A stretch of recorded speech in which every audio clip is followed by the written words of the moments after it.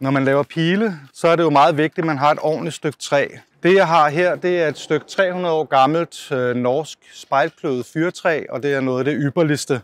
Og det første jeg skal gøre, det er, at jeg skal flække det stykke, jeg skal bruge til pilen.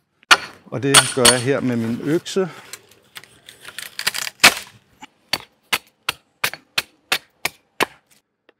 Og jeg starter arbejdet her med en økse, som ligesom alt mit værktøj er kopier af fund fra vikingetiden. Det her er en lidt speciel økse, fordi den er helt flad på den ene side. Så det vil sige, at den vil aldrig hugge for dybt ind i træet. Så når jeg er ved at være nede af, som jeg er her, så går jeg over til at bruge en høvl. Så man stille og roligt kan se, nu kommer det mere og mere til at ligne en pil i tykkelsen.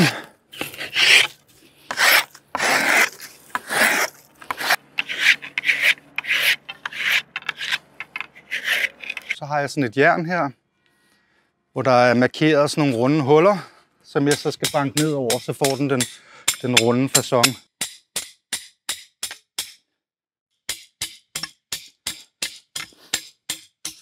Så skal den jo formes som en pil. Der har jeg sådan et stykke træ med en rande i. Sådan en her, den kalder vi en pilehøvl. Og så skal der skrabes rigtig længe, for det her, det var ligesom det var før vi havde sandpapir.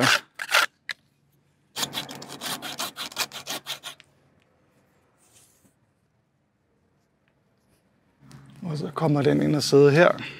Og den bliver så klistret fast med sådan noget her. Det er birkebej, der bliver varmet op, så det bliver helt flydende, og så bliver det puttet ned i hullet her. Når det størkner, så er det fuldstændig lige så god som den meste trælim, vi kender nu om dagen.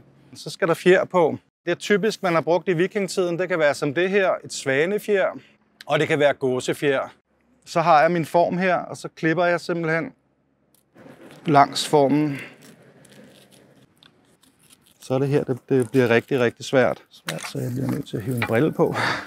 Fordi så starter jeg hernede med noget hørtråd.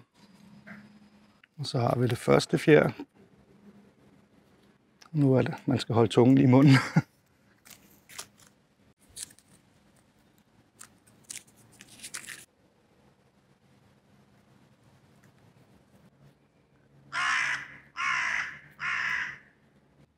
Og så arbejder man så stille og roligt opad. Hvis der er nogen, der undrer sig over, hvorfor fjerne har skiftet farve, så er det fordi det her det er så gåsefjer, jeg bruger her nu. Og så sidder fjerne på, og lige nu er de jo bare bundet på, så der kan jeg flytte rundt på dem, som jeg har lyst til. Det næste, man gør her, når vi snakker om vikingetid, det er, at man putter noget limmateriale på her, og det kan være ostelim, det vil sige en lim, der er lavet på katain. Så her der bevæger vi den hernede med lindebast. Den snor jeg. Så skal jeg lige lave sådan en loop her.